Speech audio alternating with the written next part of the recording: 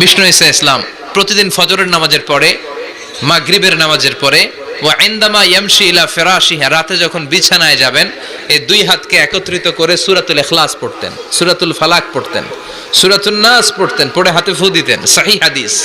ফু দিয়ে এই ফু দেওয়া হাতটা সারা দেহের মধ্যে ইয়াবদাউ বিহিমা রাসাহু, মাথা থেকে শুরু করে পা পর্যন্ত এভাবে মেসেজ করে দিতেন, মালিশ করে দিতেন। সুবহানাল্লাহ পড়ে।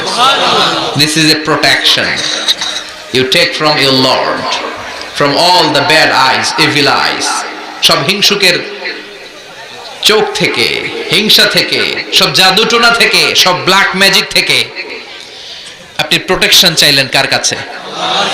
সকালবেলা যদি এই তিনটা সূরা পড়ে ফু দেন, এটাকে আরবিতে বলে কুল আস-সালাসা, কারণ এই তিনটা সূরা শুরুতেই কুল আছে না নাই? কুল হুয়াল্লাহু আহাদ, কুল আউযু বিরাব্বিল ফালাক, কুল আউযু বিরাব্বিন নাস। এজন্য তিনটাকে আরবিতে বলে কুল আস-সালাসা, মানে তিন কুল। কি বলে? তিন কুল। সূরাতুল ইখলাস, সূরাতুল ফালাক, সূরাতুন নাস। ফজরের পরে, মাগরিবের পরে আর বিছানায় যাওয়ার সময় দুই হাত একত্রিত করে ফু দিবেন, সারা গায়ে মেসেজ করবেন। মনে থাকবে?